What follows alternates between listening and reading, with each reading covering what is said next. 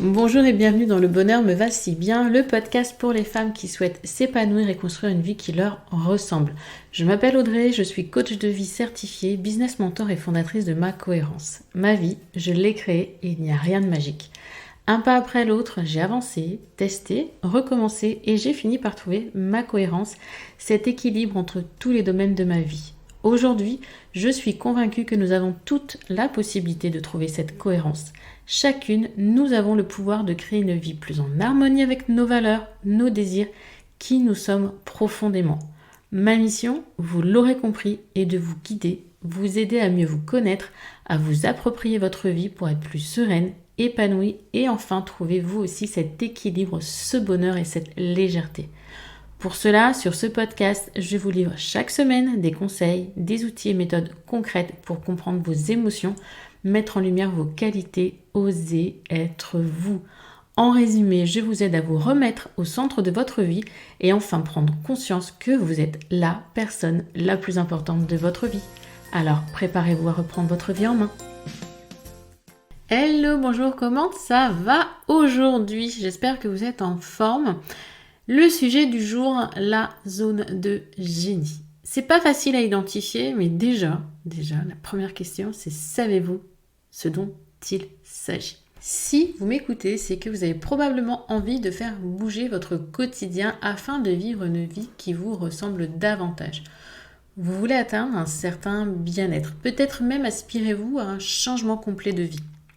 Comme vous le savez, si vous écoutez régulièrement ce podcast, apprendre à se connaître est le premier pas vers le bonheur. Plus vous en saurez sur vous, plus aisément vous évoluerez dans la vie. Découvrir votre zone de génie, c'est un peu le Graal. Elle ouvre les portes vers votre mission de vie, votre motivation profonde. Alors, est-ce que vous êtes impatient d'en savoir plus? Gay Hendricks, qui est l'auteur du livre Le Grand Bond, décrit 4 zones dans lesquelles toutes nos activités quotidiennes peuvent se dérouler. D'abord, la zone d'incompétence. Le niveau correspond à une tâche que vous vous obstinez à réaliser, mais pour laquelle vous n'avez vraiment aucune prédisposition. Vous l'effectuez de façon médiocre, alors que d'autres personnes seront toujours plus habiles que vous. Vient ensuite la zone de compétence, c'est-à-dire que vous vous limitez à faire ce que vous savez faire grâce à vos études ou à votre éducation. La troisième zone est la zone d'excellence. Ici, vous êtes reconnu pour votre expertise et vos connaissances dans le domaine. Vous êtes doué, à l'aise et vous vous y sentez bien. Vous êtes, entre guillemets, dans votre zone de confort. Vient, en quatrième, la zone de génie, qui correspond à la façon toute personnelle dont vous résolvez un certain problème. Cette solution est différente de celle qu'utiliserait votre voisine, votre homme ou le boulanger de votre quartier. Elle met en valeur vos compétences, vos talents et vos dons si particuliers. C'est ce qui fait de vous qui vous êtes, une personne unique. Lorsque vous êtes dans votre zone de génie, vous êtes totalement immergé dans votre tâche. Dans cette sphère-là, vous entrez dans une concentration profonde. On est presque dans un état second de flow. Vous savez exactement comment et quoi faire et vous avancez sereinement en mettant en action ce que vous savez le mieux faire. Vous utilisez votre plein régime, vos facultés et vous aimez ça. Vous ne vous fatiguez pas. En un mot, vous êtes aligné. Donc l'homme étant un être qui évolue, votre zone de génie sera amenée à se modifier et à changer avec vous. Il est également possible que vous en ayez 2 ou même plusieurs. C'est le cas des personnes multipotentielles. Je vais prendre mon exemple rapidement. Mes zones de génie, c'est vraiment la communication à ma communauté. J'adore être en live, en coaching de groupe. C'est vraiment un moment où je suis alignée. Un autre moment où je suis alignée, c'est la création des programmes, la création des contenus éducatifs, la structuration de ces... J'adore me demander comment je vais pouvoir vous faire évoluer d'un point A à un point B, comment je vais pouvoir vous aider à solutionner votre problème. Voilà, ça c'est vraiment des choses qui m'épanouissent et qui m'épanouissent. Il n'y a pas d'autre mot que ça. Je ne m'y fatigue pas et j'y suis bien. La question maintenant, c'est comment identifier sa zone de génie. Pour vous rapprocher de la vôtre, il va être nécessaire de vous interroger sur ce que vous savez de vous, quelles sont vos forces, les talents qui vous sont propres, etc. etc. D'ailleurs, petit focus, force versus talent, c'est quoi la différence? Vos forces sont les traits de caractère marquants de votre personnalité. Ce sont un peu vos zones de confiance face à certaines situations de la vie. Ce sont des capacités positives de votre personnalité. Par exemple, vous n'avez aucun mal à parler en public, à vous organiser.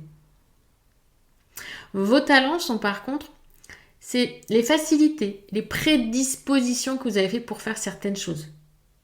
Un exemple de don inné, de talent, le dessin, la cuisine. Ça, c'est vraiment d'ailleurs un force talent, un point crucial dans l'accompagnement créatrice. Pour moi, prendre conscience de ses forces et de ses talents, c'est un moment, et les créatrices pourraient vous le dire, qui est révélateur. Et juste, c'est puissant parce qu'on sait sur quoi on va s'appuyer après pour avancer. Fin de la parenthèse, et on revient à comment identifier sa zone de génie. Quelles sont du coup les différentes étapes pour l'identifier?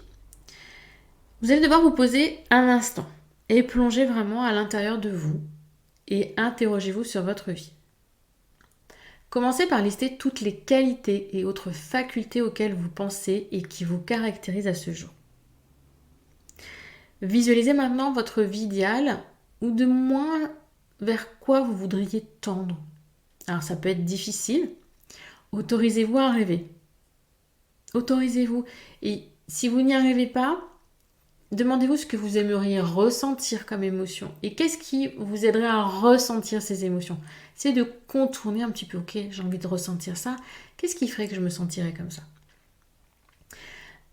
Si vraiment vous ressentez un blocage, réfléchissez à ces idées qui vous empêchent d'avancer aujourd'hui. À ces croyances irréalistes, négatives, limitantes. Elles vous empêchent d'avancer vers quoi? Répartissez ensuite toutes ces idées, toutes ces choses dans chacun des 4 niveaux. Compétences, incompétences, etc. Puis, pour terminer et identifier sa zone de génie, vous devez vous focaliser sur votre sphère d'excellence.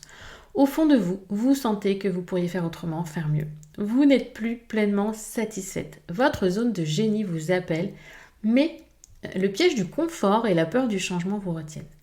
Alors, repensez au moment où vous entrez dans cet état de flow et que vous ne voyez pas le temps passer.